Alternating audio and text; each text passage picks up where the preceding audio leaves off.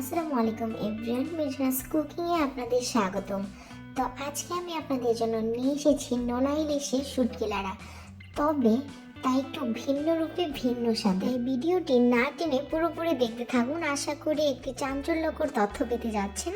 তাই আমার চ্যানেলে যারা নতুন আছেন তারা অবশ্যই চ্যানেলটিকে সাবস্ক্রাইব করে বেল আইকনে ক্লিক করুন এবং এমন নতুন নতুন ভিডিও পেতে অবশ্যই লাইক, কমেন্ট এন্ড শেয়ার করেন। তো এখানে হচ্ছে আমার নানু 7 থেকে 8টি মরিচের মতো নিয়ে পাটায় বেটে নিয়েছে। দেন হচ্ছে এখানে নোনা ইলিশ ভালো করে পরিষ্কার করে নিয়ে পিসগুলো কেটে এভাবে সেঁচে নিচ্ছে। তো আপনারাও ট্রাই করবেন এভাবে সেঁচে নিতে। আসলে নোনা ইলিশ অনেকভাবেই রান্না করা যায়, তবে এইভাবে রান্না করলে মুখে লেগে থাকবে আশা করি। তো চলুন ভিডিওর মেন পর্বে চলে যাওয়া যাক।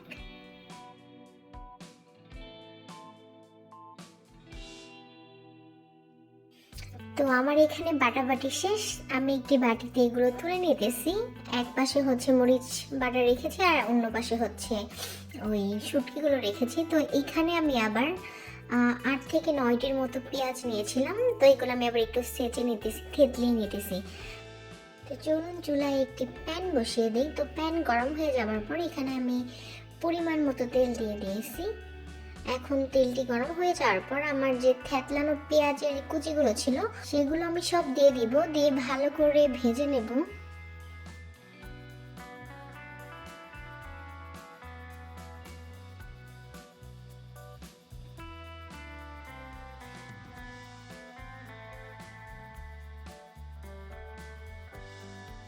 আচ্ছা, আরেকটা ইম্পর্টেন্ট কথা হচ্ছে, নোনা ইলিশে যেহেতু আগে থেকে লবণ থাকে, তাই আপনারা তরকারিতে একটু বুঝে শুনে লবণ দেবেন, বা হচ্ছে যে কোনো ভর্তা লাড়ায় তো সামান্য পরিমাণে দিবেন, না দিলেও চলবে।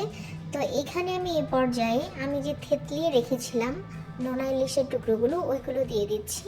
তো দিয়ে আমি ভালো করে নেড়ে চেড়ে মিশিয়ে নেব, একটু ভেজে নেব আর কি।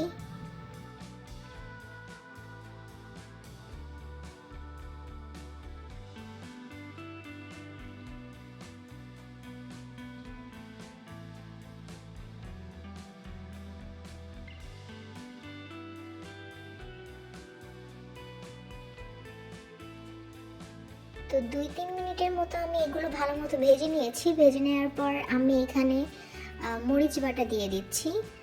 তো এগুলো আমি একসাথে মিশিয়ে নেব। মরিচের পরিমাণটা আপনারা আপনাদের টেস্ট মতো দিবেন, যে যত বেশি মরিচ খেতে পছন্দ করেন সে ওইভাবে দিবেন, আর যদি কেউ মরিচ খেতে একদমই পছন্দ না করেন সে হচ্ছে পরিমাণটা একটু কম দিবেন।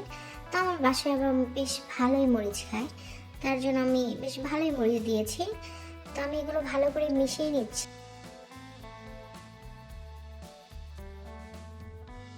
তো আমার মনে হচ্ছে আমার আর একটু মরিচের দরকার, তো আমি হচ্ছে এখানে একটু মরিচ গুঁড়ো দিয়ে দিব। তো আমি 1 চামচের মতো মরিচের ফাঁকি দিয়ে দিলাম। আর হচ্ছে আমি কিন্তু এখানে কোনো ধরনের কোনো পানি এখন পর্যন্ত ইউজ করিনি।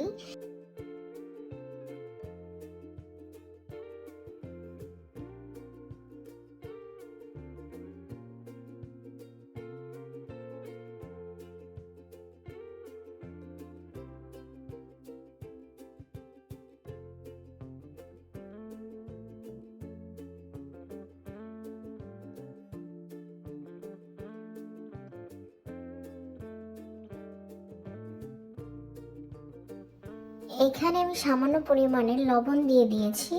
তো আমি মশলাগুলো ভালো মতো কষিয়ে নিয়েছি। আসলে যে কোনো তরকারিতেই মশলাটা কষানো খুবই দরকার। আমি প্রত্যেকটা ভিডিওতে বলি যে আপনার মশলা যত ভালো কষবে আপনার খাবারের টেস্ট ঠিক ততটাই বাড়বে। তো হচ্ছে আমার এখানে মশলাগুলো সব একসাথে আমি কষিয়ে নিয়েছি। দেখুন সামান্য পরিমাণ তেল তেল মানে হচ্ছে দেখা যাচ্ছে। তো এই পর্যায়ে আমি 1 কাপের মতো পানি দিয়ে দিয়েছি। এখন আবার ভালো করে নেড়ে চেড়ে মিশিয়ে নেব।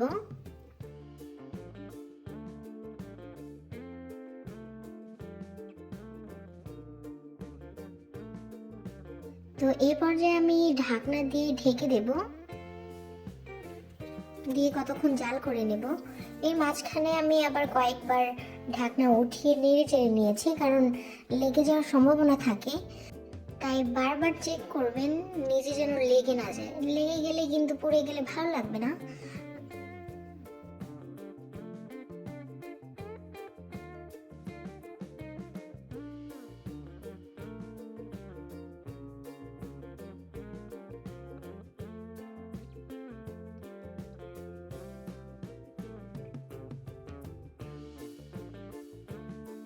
তো আমি জাল করে এই পানিগুলো সম্পূর্ণ শুকিয়ে নেব। আসলে যতটা ভাজা ভাজা হবে খেতে ততটা ভালো লাগবে। তো আমার রান্না মোটামুটি প্রায় শেষের দিকে, আপনারা দেখতেই পাচ্ছেন। আর তেলগুলো বেশ ভালোই উপরে ভেসে উঠতে শুরু করেছে। তো আমি অনবরত নাড়তে থাকবো, নয়তো লেগে যাওয়ার সম্ভাবনা আছে।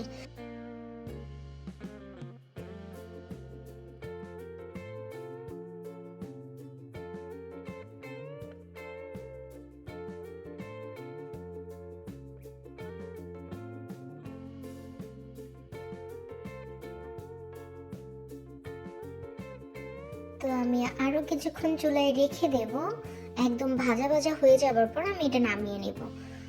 তো আশা করি এইভাবে রান্না করলে আপনাদের ভর্তা লাড়া খুবই টেস্ট হবে এবং সবাই আঙুল চাটবে। তো আশা করি আমার আজকের রেসিপিটা আপনাদের ভালো লেগেছে, এবং যারা আমার চ্যানেলটিতে নতুন আছেন তারা অবশ্যই চ্যানেলটিকে সাবস্ক্রাইব করে বেল আইকনে ক্লিক করবেন, এবং এমন নতুন নতুন ভিডিও পেতে লাইক, কমেন্ট অ্যান্ড শেয়ার করবেন। তো আজকের মতো আল্লাহ হাফেজ।